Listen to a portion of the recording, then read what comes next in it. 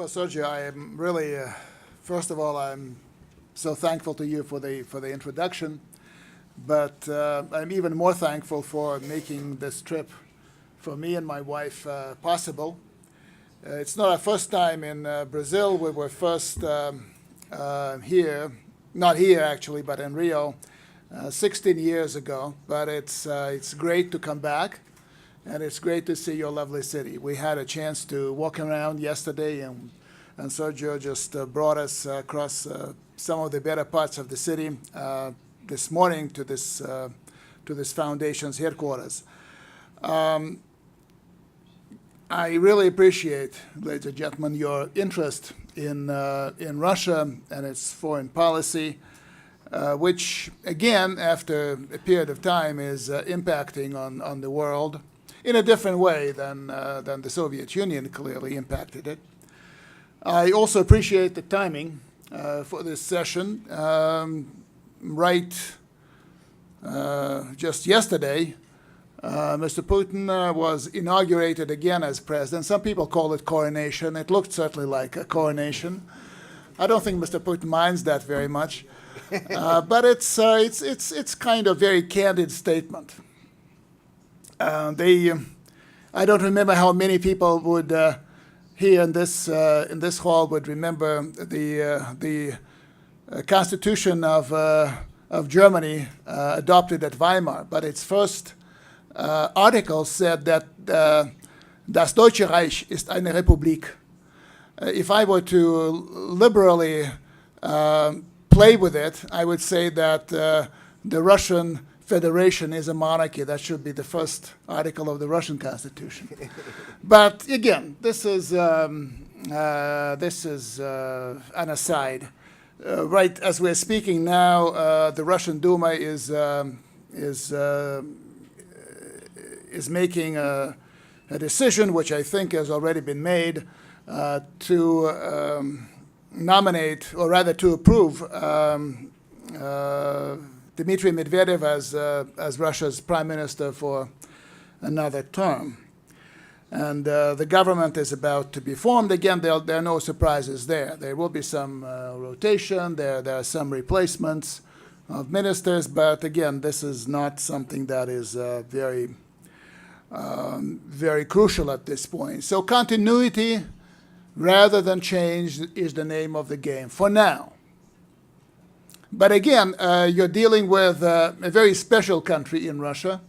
It's not a country that changes its leaders through the ballot box every 6 years or every 4 years, but it's a country whose people changed everything twice in the period of 100 years.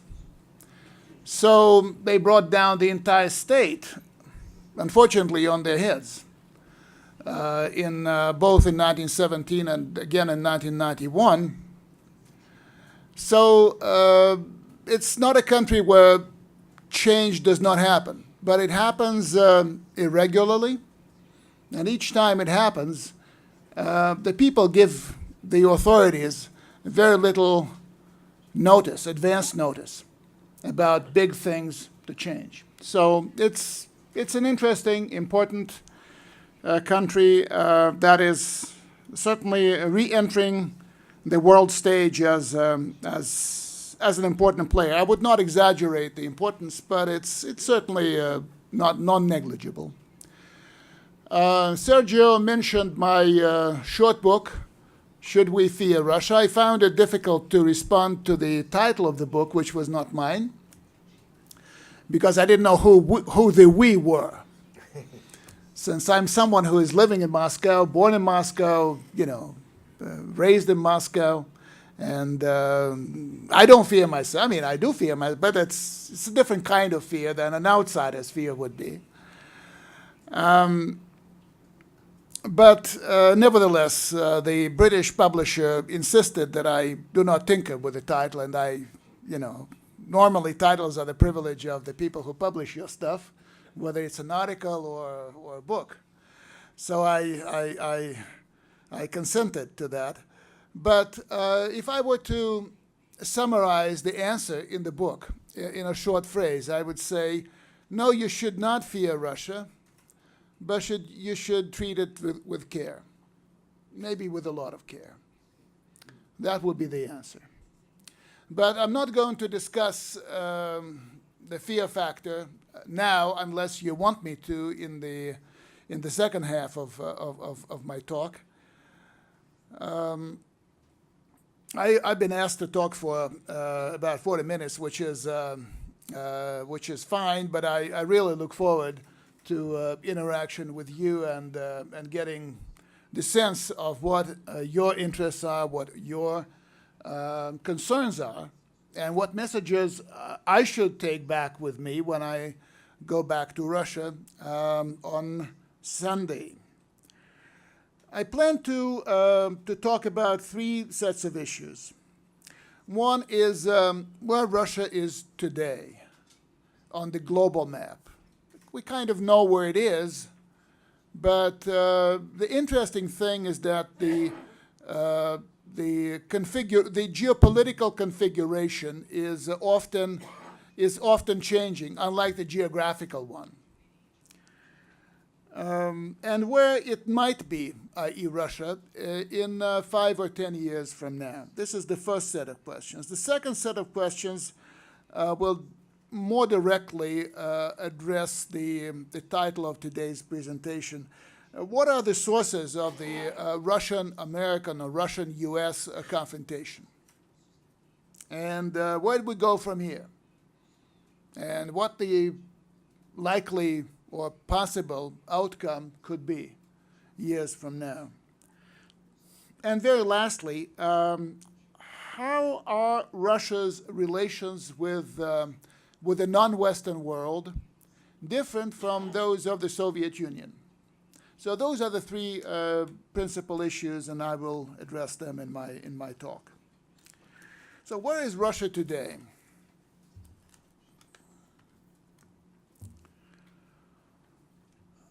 There's something very dramatic that happened to the Russian Federation, geopolitically speaking, 4 years ago.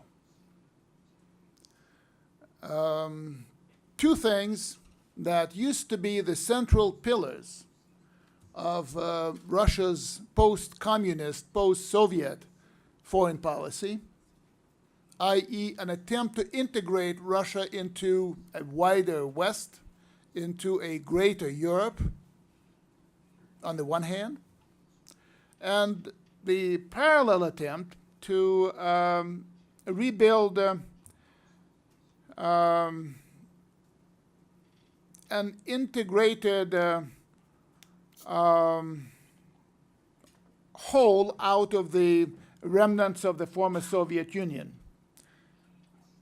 In other words, Russia's integration into something which is bigger than Russia, and integration of Russian former imperial borderlands into former Soviet republics, I should say, into a bigger Russia. Both these principal pillars of Moscow's foreign policy crashed at the same time and in the same place. The time was, as I said, the spring of 2014, and the place was Ukraine.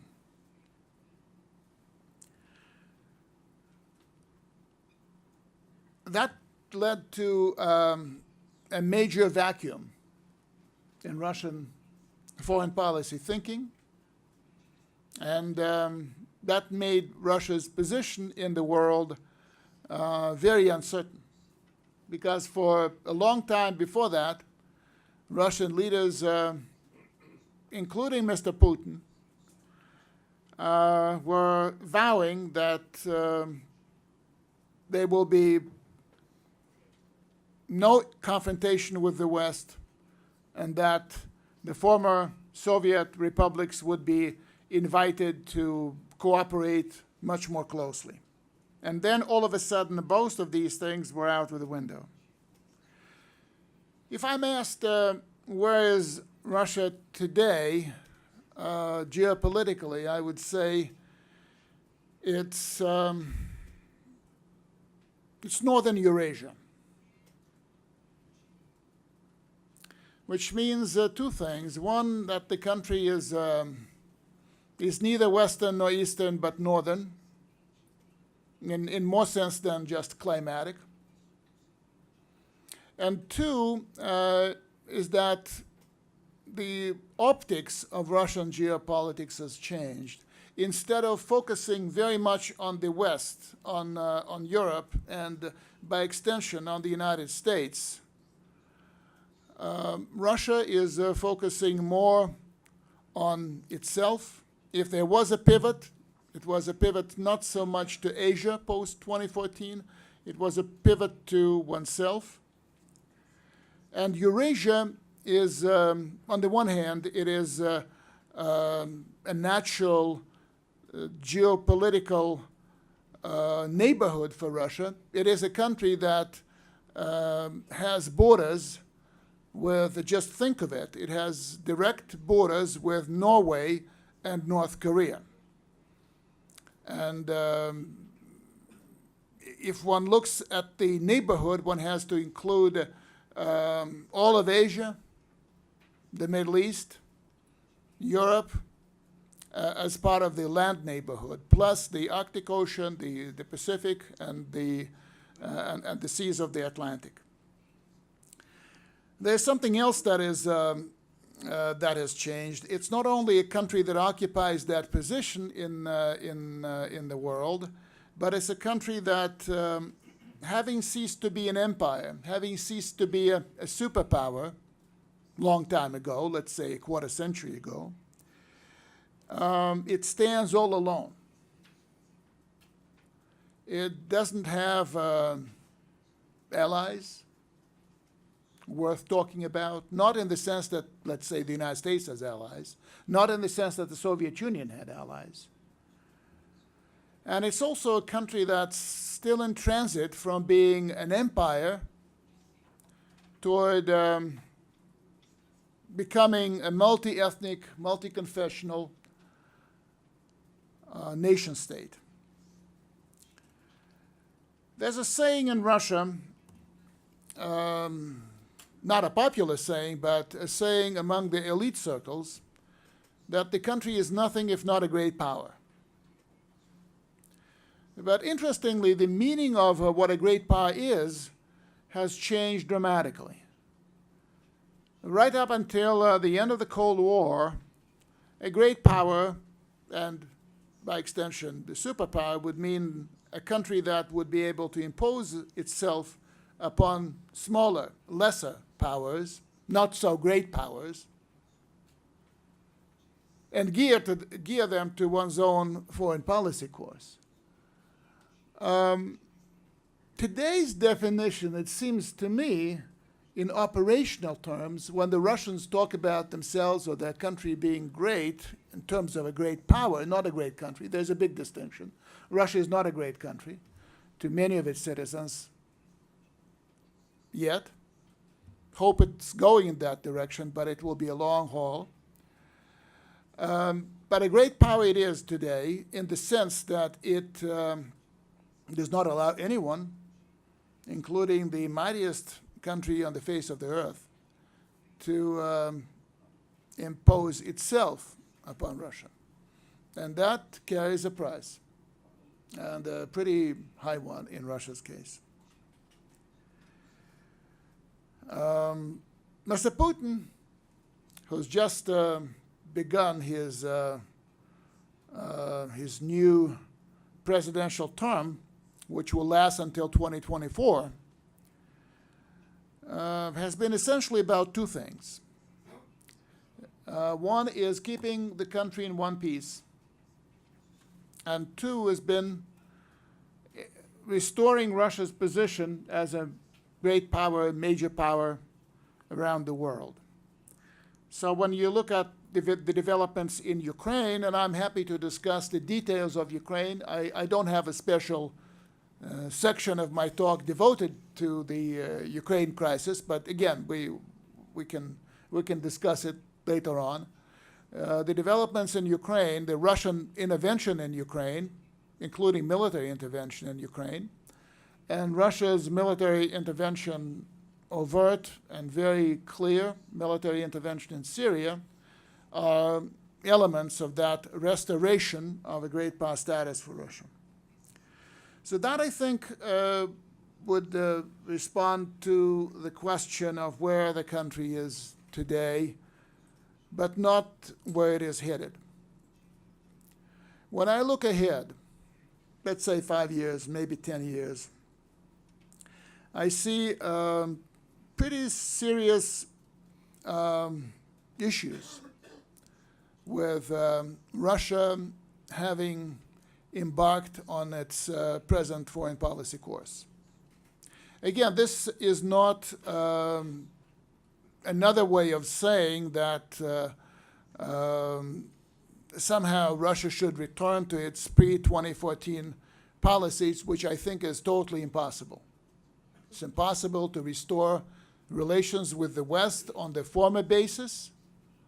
Russia's attempted integration and the West's half-hearted, I would say, attempt to associate it with it somehow.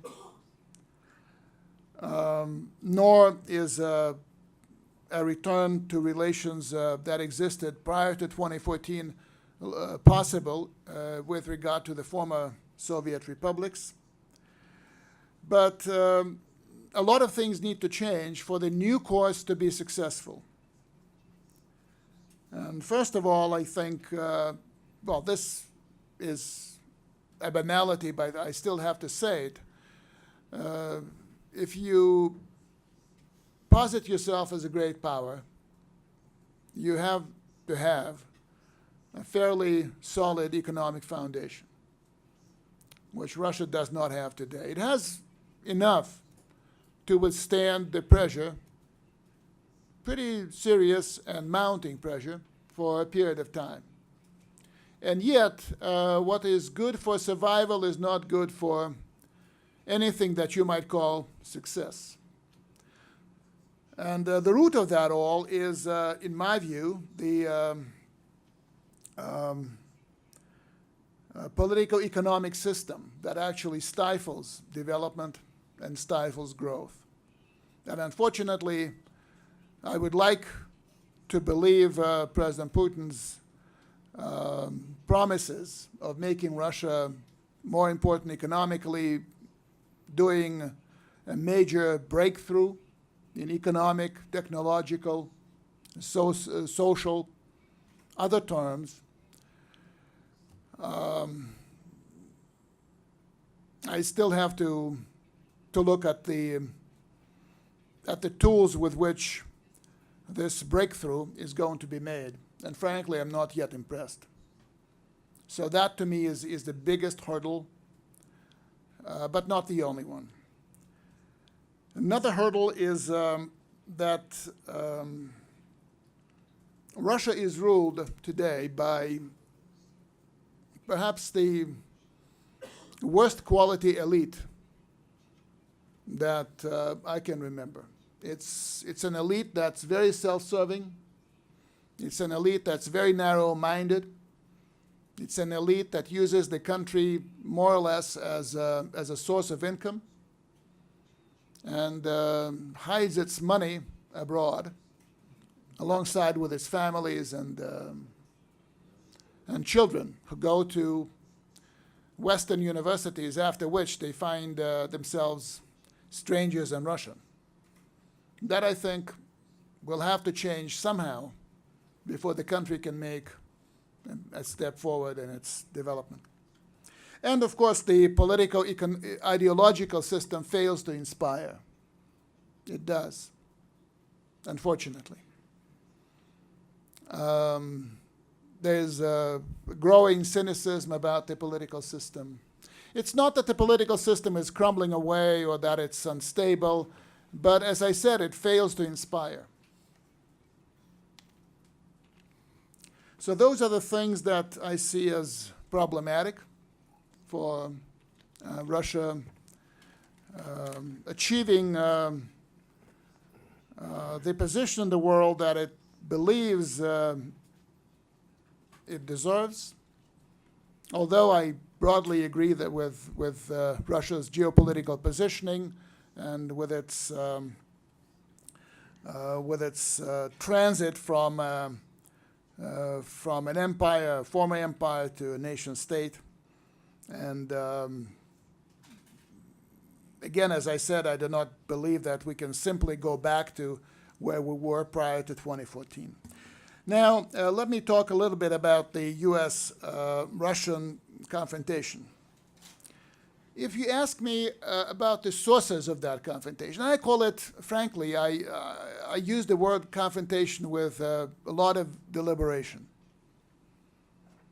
To me, it's something akin to the Cold War. It's different. We'll talk about it in a moment, but it's very serious and large scale. So the sources of this confrontation, I think there are two main sources. One is the clash between what I would call US exceptionalism and Russia's DNA, or political DNA.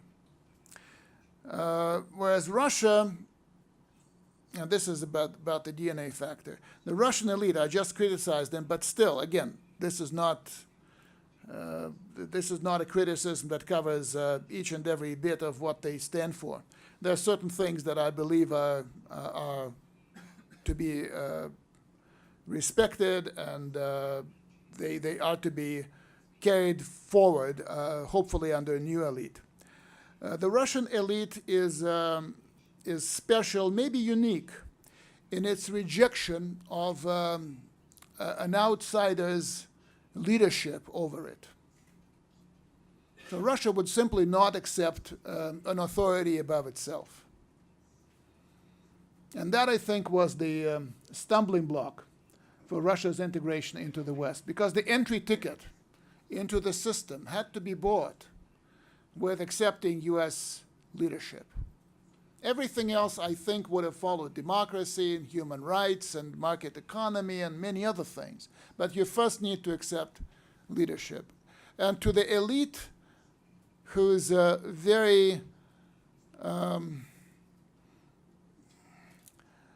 whose core ideology was that we're not under anyone, that jarred with them. For the United and the Russians demanded something that the United States would never, ever have given them and would never, ever give them. And that was some kind of a co-equality status with the U.S. The United States does not accept anyone as an equal. Well, it will not accept China as an equal, even when China becomes bigger economically, even when China overtakes the United States in other important spheres, and certainly not Russia. So the tragedy of, one of the tragedies of U.S.-Russian relations is that in this current confrontation, it's impossible to find, even to conceive, kind of a compromise that both sides would agree on. So this is one of the two sources of confrontation. The other source of confrontation is more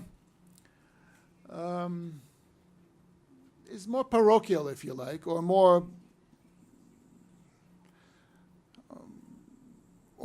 rooted in the nature of international relations. There's a great pattern of behavior that basically stipulates that after a war, after a major war, and the Cold War was a major war, was a major conflict,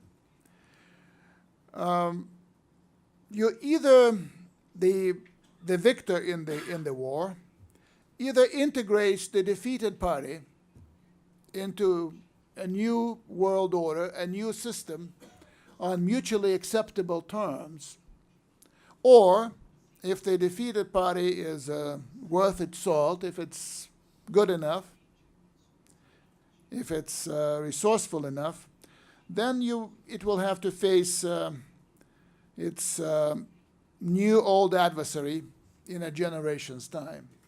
This is what happened to Germany, or to others dealing with Germany after the First World War. And this is what's happened to the United States after the Cold War. I think that, let me put it differently. I've been thinking about mistakes made by both parties in the period of cooperation between, let's say, the fall of the Berlin Wall and the Crimea crisis or the Ukraine crisis. And I've been often blaming the West for, the United States in particular, for not being very forthcoming with regard to Russia. And I think part of the blame may be well-earned. I think that the intellectual mistake or the analytical mistake that so many in the United States made was that Russia was going to decline even further, that the decline is Russia's future, that you do not have to worry too much about that country, you do not have to invest too much in that country, because tomorrow it will be weaker than it is today, and the day after tomorrow it will be weaker than it will be tomorrow. And if that's the trajectory that you have in your mind, then why bother? But on deeper thinking, I came up with a somewhat different conclusion. Maybe does not contradict the first one, but it certainly expands on it and makes the whole thing different. Suppose the United States did invite Russia into the system, say NATO, as a full-fledged member, and let it there. Let it be a member using all the privileges of membership and everything. With a country that is ruled by an elite with the DNA that I have described, that probably would have meant that for a couple of years Russia would have sat tight and accepted US guidance, and after a couple of years it would start small descent. And then it would build alliances within the Atlantic Alliance, as it did build with France and Germany over the US invasion of Iraq. Now, if it had happened within NATO, then the stability of the alliance would have been at risk.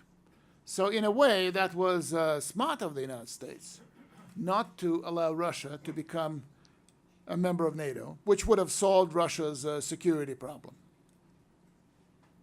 Well, I said that Russia and the United States are today in a conflict which is in many ways of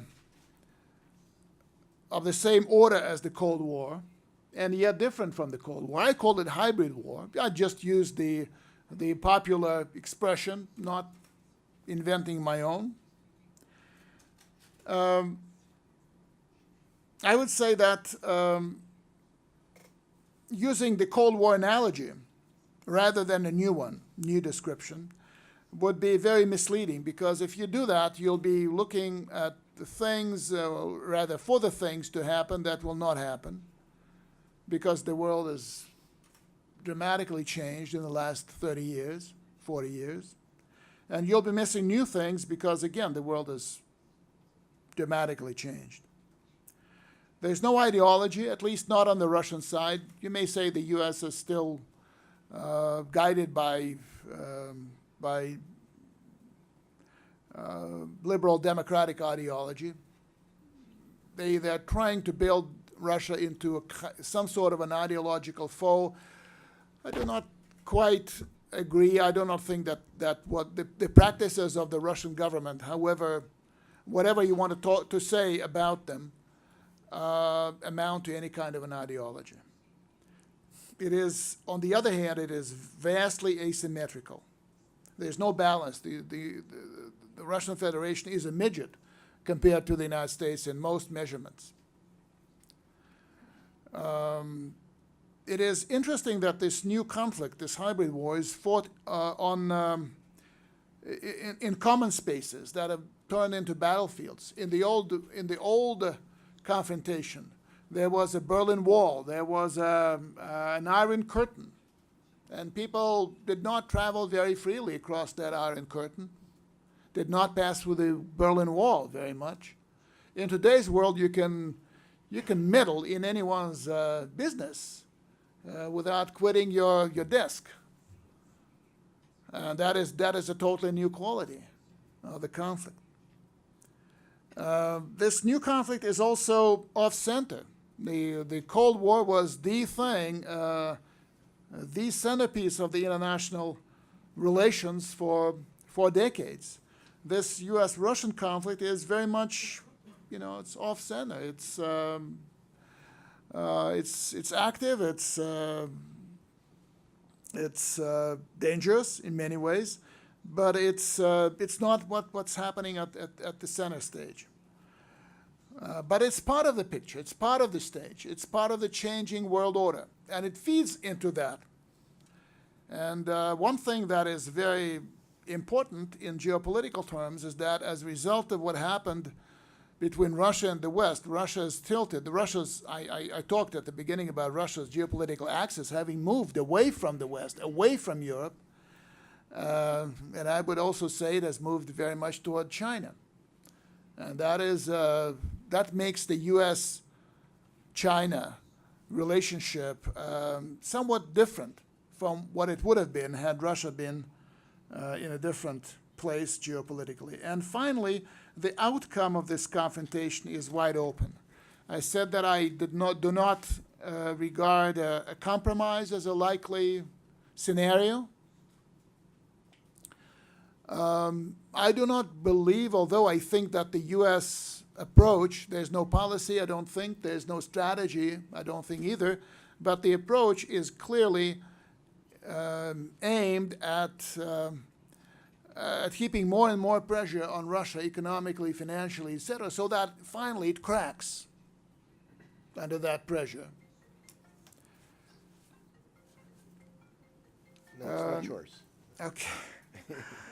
But again, I do not think that even if that approach works, which again I'm agnostic about, but if it works, it would probably mean something very different than the end of the Soviet Union back in 1991. If anyone thinks that there will be another glorious victory in a hybrid war as there was in the Cold War, that I think is going to be a delusion.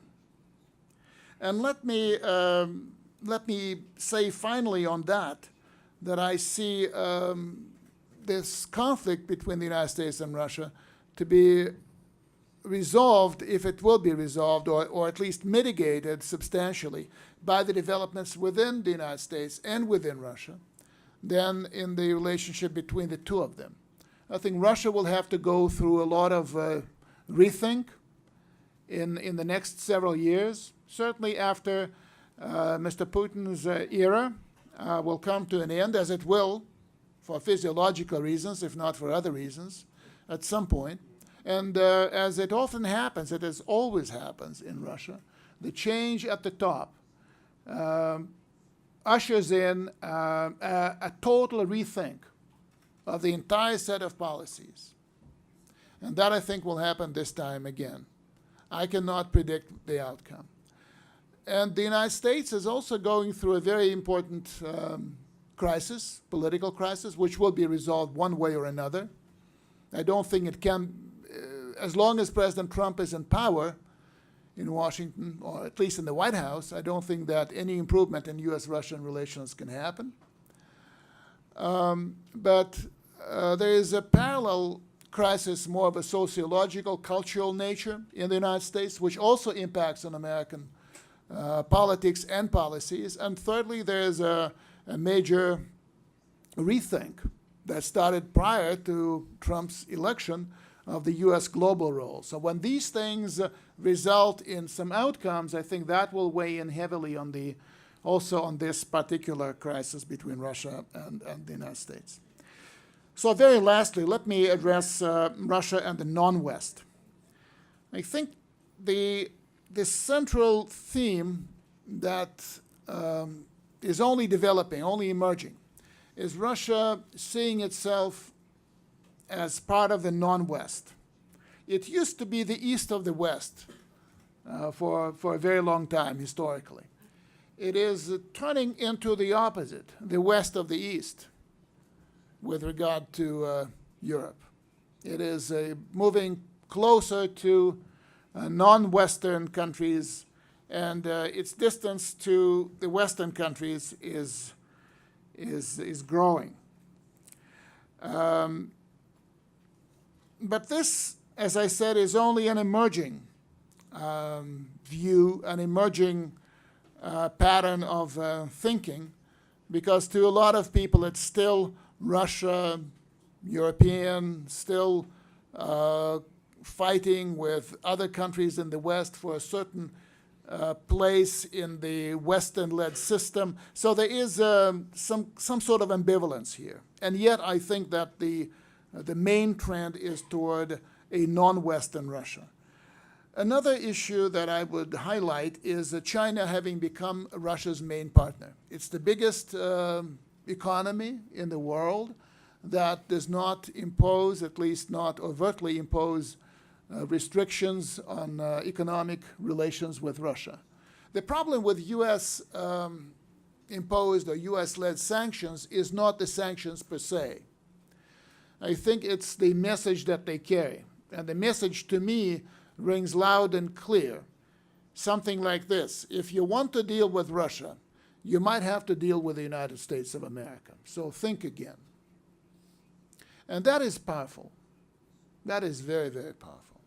And that, I think, is something that Russia will find it hard to adapt to and difficult to fight. But that's where we are.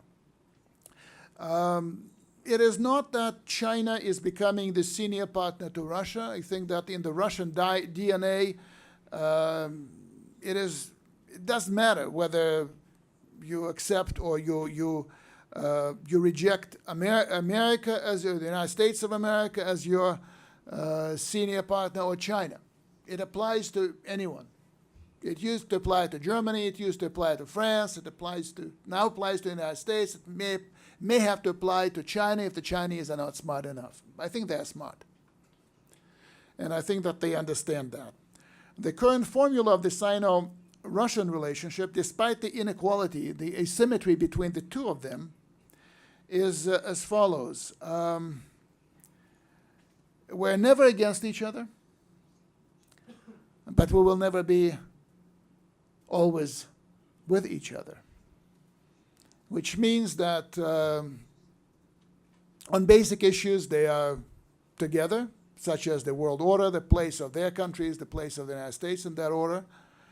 But China does not recognize Russia's actions in Ukraine, does not support them. Russia does not recognize Crimea as part of Russia.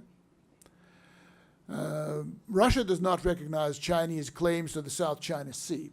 But they have agreed not to fight over those issues. And they manage the issues such as in Central Asia, such as Russia's arms to Vietnam and many other issues. They've managed to manage their differences. That is, I think, a big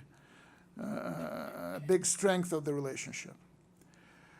And Russia is at least verbally investing so much more political capital into non-Western institutions, having been kicked out of the G8. They talk up the SCO, the Shanghai Cooperation Organization, BRICS, the Eurasian Economic Union, the Collective Security Treaty Organization, which are the post-Soviet arrangements. Again, there's not much vitality in either of those new compacts. But again, if the change that I mentioned before from being a backward member of the Western family to a major member of the non-Western part of the world, if that changes, if that happens, that transition, then I think there will be more Russian participation. So my problems with Russia's relations with the non-West could be summarized as follows. This is all very new to us. Psychologically, we're lagging behind the geopolitical changes. We have a lack of knowledge about non-Western countries, especially after the end of the Soviet Union. We focused more on the West and far less on the non-West. The elites that I mentioned before are not there and will not be there. They're still westward-looking, Western-orientated. Both the ruling elites and the opposition and the intellectual elites. And very sadly, and lastly and sadly, Russia does not have all that much to offer to the non-Western world, which is, again, part of Russia's general economic underperformance. I'm not suggesting that it's weak because it lacks resources. I'm suggesting that it's woefully underperforming. The potential is so much bigger than the actual output is. So very lastly, in conclusion, I mentioned so many problems with Russia.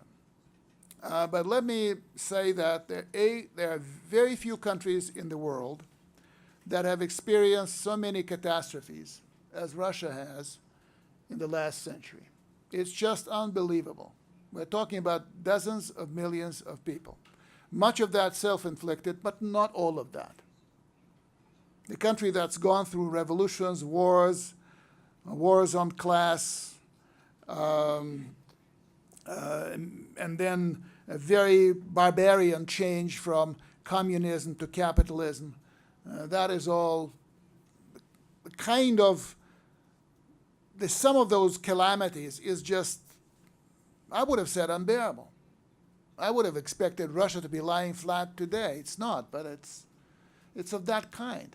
I've been trying to think of another country, and I have not found it. So there are very few countries that manage to come back after their periods of disarray and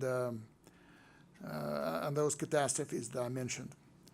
So in this situation, Russia needs to keep faith in itself. It needs a period of normal development. And again, I think I was pretty critical of President Putin at the beginning, but let me say something else.